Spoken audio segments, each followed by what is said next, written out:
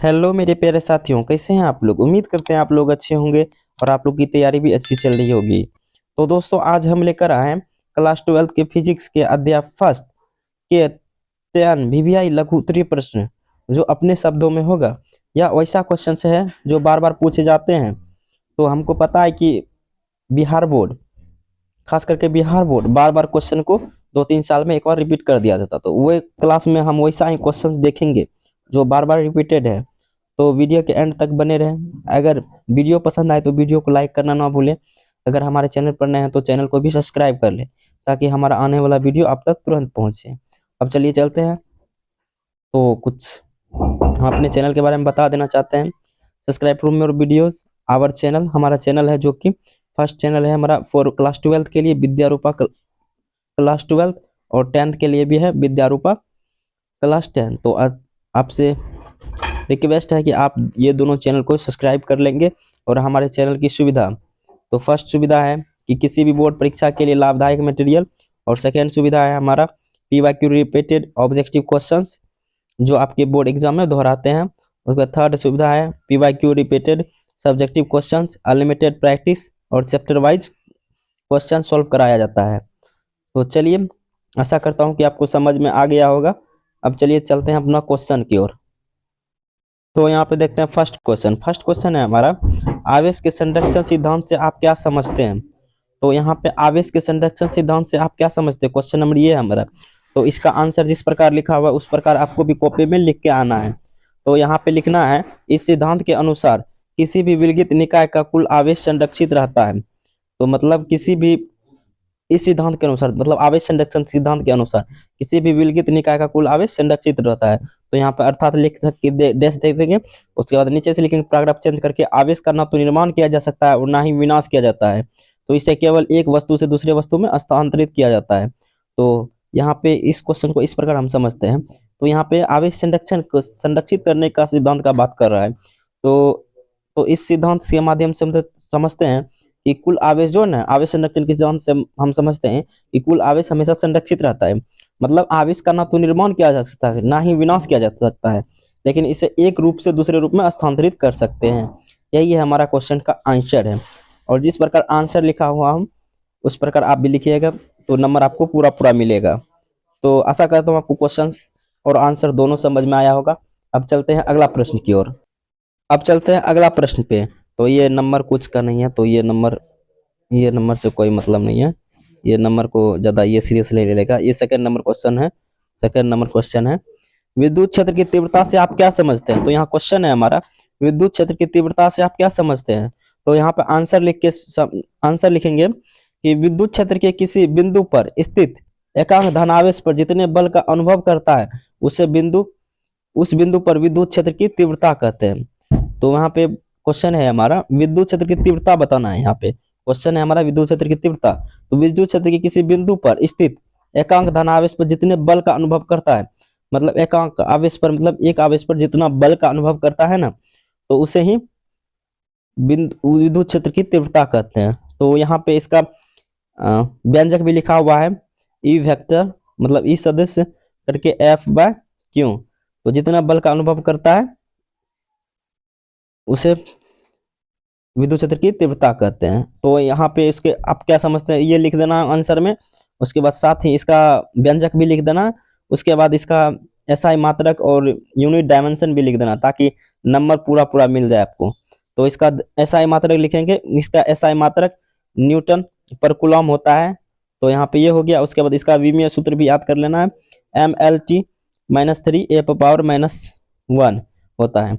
तो दोस्तों, अगर आपको विमीय या इकाई निकालने में दिक्कत होती है तो आप कमेंट कीजिए, हम उसके लिए एक स्पेशल वीडियो प्रोवाइड करेंगे हम अपने चैनल पर। तो आप कमेंट जरूर कीजिएगा। चलिए अब देखते हैं अगला प्रश्न। तो अगला प्रश्न है हमारा प्रश्न नंबर 3। ये प्रश्न नंबर 3 है हमारा। तो प्रश्न नंबर 3 है हमारा, विद्युत आवेश के दो मौलिक गुणों के लिखे। तो दो यहाँ पे काट के आपको बहुत सारा मौलिक गुण बता दे रहे हैं। अगर आपको जितना बोले उतना लिख के आप आ जाइएगा, मतलब 4 मौलिक गुण बताएंगे। तो यहाँ पे हम क्वेश्चन में 2 लिखे थे, इसलिए यहाँ पे 2 काट के हम मौलिक गुण के बारे में लिखेंगे। तो निम्नलिखित है। तो विद्युत आवेश के पहले सबसे पहले क्वेश्चन देख लेना, उसके बाद आंसर लिख के लिख देना है विद्युत आवेश के मौलिक गुण निम्नलिखित है। जितना भी बोले, 2 बोले 4 बोले, यहाँ पे तो 4 लिखा हुआ है, तो 2 बोले 4 बोले, जितना बोले उतना डैश मौलिक गुण निम्नलिखित है। तो फर्स्ट डैश देके फर्स्ट लिखेंगे, फर्स्ट लिखेंगे किसी भी निकाय का कुल आवेश हमेशा संरक्षित रहता है। तो अभी हम पीछे ही क्वेश्चन देखें, क्वेश्चन नंबर 1 में देखें, किसी भी आवेश का जो है ना कुल निकाय हमेशा संरक्षित रहता है। तो यहाँ पे किसी भी निकाय का कुल आवेश हमेशा संरक्षित रहता है। तो यह किस सिद्धांत से सिद्ध हुआ? तो इसका आंसर जो है ना अभी हम पीछे ही पढ़े हैं, पूरा अच्छा से एक्सप्लेन किए हैं।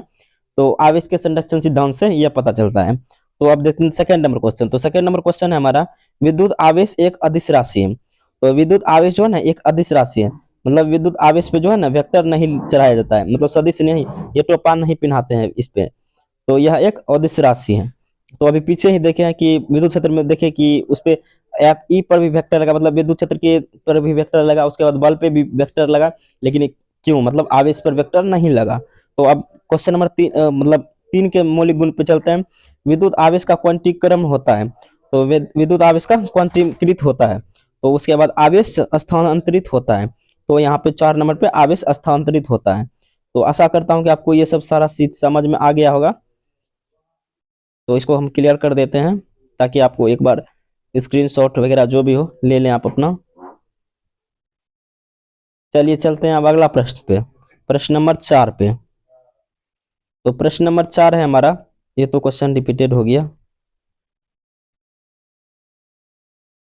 ये क्वेश्चन रिपीटेड हो गया। अब चलते हैं प्रश्न नंबर 4 पे। तो प्रश्न नंबर 4 है हमारा, देख लेते हैं इस प्रश्न को भी। तो प्रश्न नंबर 4 है हमारा, 4 नंबर प्रश्न है हमारा, इसको कैंसिल कर देते हैं। वीवीआई, सब वीवीआई है, हम लोग भी पढ़े हैं और आप लोग के लिए भी लाए हैं। तो यहाँ पे देखते हैं, विद्युत फ्लक्स को परिभाषित करें और इसके एसआई मात्रक को लिखें। देखिए दोस्तों, एसआई मात्रक से लगभग हर साल क्वेश्चन पूछे जाते हैं, एसआई मात्रक से और विमा से।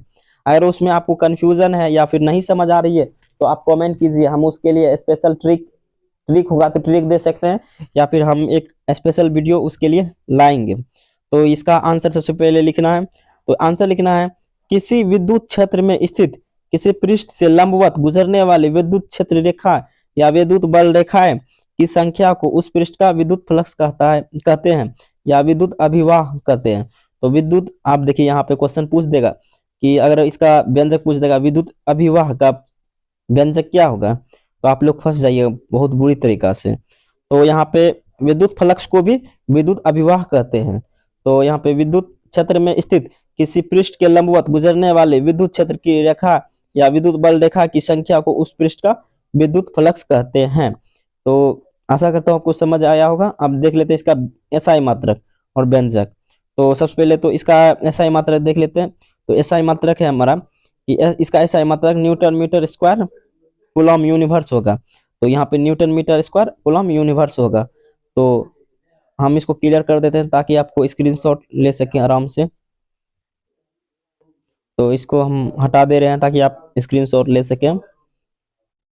ठीक, ले लिए होंगे। चलिए अब बढ़ते हैं अगला प्रश्न की ओर।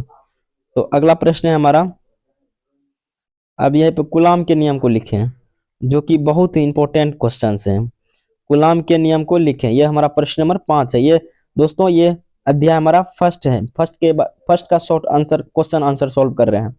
और इसी प्रकार हम पूरे जितना भी अध्याय होते हैं सारा का क्वेश्चन हम इस प्रकार ही सॉल्व करेंगे, लघु उत्तरीय हो या फिर दूर उत्तरीय हो।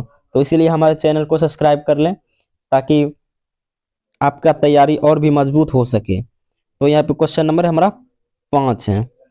तो क्वेश्चन नंबर हमारा 5 है। तो कूलम के नियम को लिखें। तो यहाँ पे क्वेश्चन है हमारा, कूलम के नियम को लिखें। तो कूलम के नियम को लिखना है हमारा, किन्हीं दो आवेशों के बीच लगने वाले बल के परिमाण उन दोनों आवेशों के बीच गुणनफल के समानुपाती होता है तथा उनके बीच की दूरी के वर्ग व्युत्क्रमानुपाती होता है।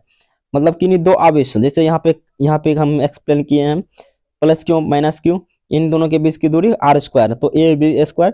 तो Q1 Q2 इन दोनों के बीच का लगने वाला परिमाण, उसके बाद दो आवेशों के बीच गुणनफल समानुपाती होता है, तो गुणनफल के समानुपाती होता है। तो समानुपाती हमको पता है F समानुपाती Q1 Q2, ये हो गया। उसके बाद यहाँ पे उसके बाद इन दोनों के बीच की दूरी कितना है, आर स्क्वायर। तो आर स्क्वायर के व्युत्क्रमानुपाती, तो यहाँ पे आर स्क्वायर के व्युत्क्रमानुपाती, तो यहाँ पे सारा कुछ दिया हुआ है व्यंजक में, यहाँ पे देख लीजिए। तो एफ ये समानुपाती हटेगा तो कांस्टेंट रखते हैं, तो यहाँ पे कांस्टेंट के रखे हैं, तो Q1 Q2 bye are square, तो यहाँ पे इसका सही जवाब हो जाएगा। व्यंजक भी इसका निकाल के बताया गया है। तो आशा करता हूँ ये भी आपको समझ में आया होगा। तो अब चलते हैं अगला प्रश्न पे। तो प्रश्न नंबर हमारा अब होगा 6। तो प्रश्न नंबर हमारा होगा 6। तो 6 प्रश्न नंबर है हमारा, 6 प्रश्न नंबर है हमारा, 6 प्रश्न नंबर है हमारा। तो धारावाही चालक में विद्युत क्षेत्र एवं समविभव तल की परिभाषित करें। तो यहाँ पे सबसे पहले तो विद्युत क्षेत्र एवं समविभव तल को परिभाषित करना है। तो सबसे पहले सम विद्युत क्षेत्र लिख देंगे, विद्युत क्षेत्र लिख के डैश देंगे। तो विद्युत क्षेत्र डैश लिख के लेंगे, तो विद्युत आवेश के चारों तरफ का वह क्षेत्र जिसमें कोई दूसरा आवेश विद्युत बल का अनुभव करता है उसे विद्युत क्षेत्र कहलाता है। तो अभी हम पीछे ही देखें, विद्युत क्षेत्र की तीव्रता देखें, तो विद्युत क्षेत्र किसे कहते हैं? विद्युत क्षेत्र विद्युत आवेश मतलब आवेश के चारों तरफ का वह क्षेत्र, जैसे आवेश है इसके चारों तरफ का वह क्षेत्र जिसमें जो है ना दूसरा आवेश विद्युत बल का अनुभव करता है, जैसे इसका अनुभव करता है, तो इसे ही विद्युत इस पूरा क्षेत्र को ही विद्युत क्षेत्र कहलाता है। तो उसके बाद अब देखते हैं, ये हो गया विद्युत क्षेत्र सॉल्व कर लिए हम लोग। अब चलते हैं समविभव तल के पास। तो समविभव तल देख लेते हैं। तो समविभव तल वैसा तल जिनमें सभी बिंदुओं पर विभव का मान समान होता है उसे समविभव पृष्ठ कहते हैं। तो यहाँ पे समविभव पृष्ठ किसे कहते हैं? तो समविभव पृष्ठ उसे कहते हैं वैसा तल जिसमें सभी बिंदुओं पर विभव का मान समान होता है उसे समविभव तल कहते हैं। तो यहाँ पे अब उसके बाद समविभव तल में दो बिंदुओं के बीच की विभवांतर शून्य होता है। तो समविभव तल में यह एक पॉइंट हो गया, इस समविभव तल में दो बिंदुओं के बीच का विभवांतर शून्य होता है। तो यहाँ पे आशा करता हूँ ये भी क्वेश्चन आपको अच्छे से समझ आया होगा। तो इसको भी हम पूरा क्लियर कर ले रहे हैं ताकि आप स्क्रीनशॉट अगर ले तो ले सके अच्छे से। इसको हम क्लियर कर दे रहे हैं, ले लीजिए स्क्रीनशॉट। अब बढ़ते हैं अगला प्रश्न की ओर। तो प्रश्न नंबर अब हमारा 7 है हमारा, ये प्रश्न नंबर हमारा 7 है। तो प्रश्न नंबर 7 है हमारा, 7 प्रश्न नंबर है हमारा। तो विद्युत क्षेत्र रेखा के गुणों को लिखिए। तो विद्युत क्षेत्र रेखा के गुणों को लिखना है। तो विद्युत क्षेत्र रेखा के गुणों को निम्नलिखित है सबसे पहले। तो विद्युत क्षेत्र रेखा एक दूसरे को कभी नहीं काटती है। तो विद्युत क्षेत्र रेखा जो है ना एक दूसरे को कभी नहीं काटती है। सबसे पॉइंट ये है कि मतलब यह एक दूसरे को कोई कभी नहीं काटती है, जैसे ऐसे निकलती है तो कभी एक दूसरे को कभी काटती ही नहीं है। उसके बाद सेकंड ऑप्शन देखते हैं, विद्युत क्षेत्र रेखाएं बंद वक्र का निर्माण करती है। तो विद्युत क्षेत्र रेखाएं जो है ना बंद वक्र का निर्माण करती है, मतलब ये हमेशा बंद रहता है, खुला वक्र का निर्माण नहीं करती। तो अब देखते हैं अगला प्रश्न, अगला देखते हैं 3 नंबर। विद्युत क्षेत्र रेखा आवेशित चालक के पृष्ठ लंबवत बाहर अथवा भीतर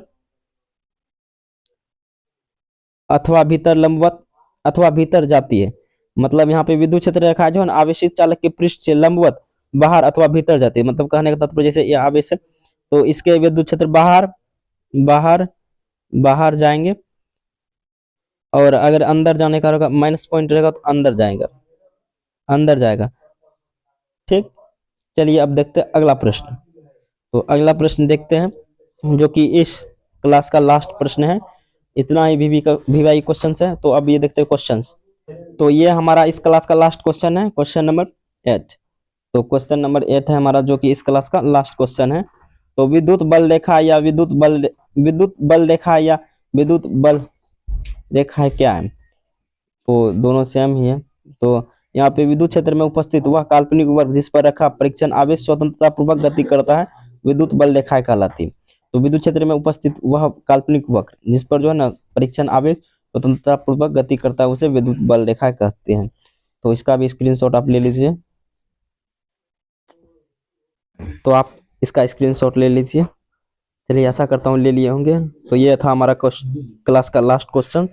तो लास्ट में यही बोलना चाहेंगे कि हमारे चैनल को सब्सक्राइब कर लें, सब्सक्राइब फॉर मोर वीडियोज। और हमारा चैनल है, 2 चैनल है, क्लास 12 और क्लास 10 दोनों के लिए। तो हम चाहेंगे कि आप अगर देख रहे हैं मेरा वीडियो तो ये दोनों चैनल को सबसे पहले जाकर सब्सक्राइब कर लें और हमारे चैनल की सुविधा तो हम अब फिर बता दे रहे हैं, किसी भी बोर्ड परीक्षा के लिए लाभदायक मटेरियल और पीवाईक्यू रिपीटेड ऑब्जेक्टिव क्वेश्चंस, उसके बाद PYQ repeated subjective questions, unlimited practice के साथ। को ये वीडियो बहुत ही हेल्पफुल लगा होगा। अगर लगा हो तो कमेंट जरूर करें, कैसा लगा वीडियो आप फीडबैक दे दें। मिलते हैं अगली क्लास में, तब तक के लिए बने रहे हमारे साथ। स्वस्थ रहें, खुश रहें, मस्त रहें। जय हिंद, जय भारत, धन्यवाद।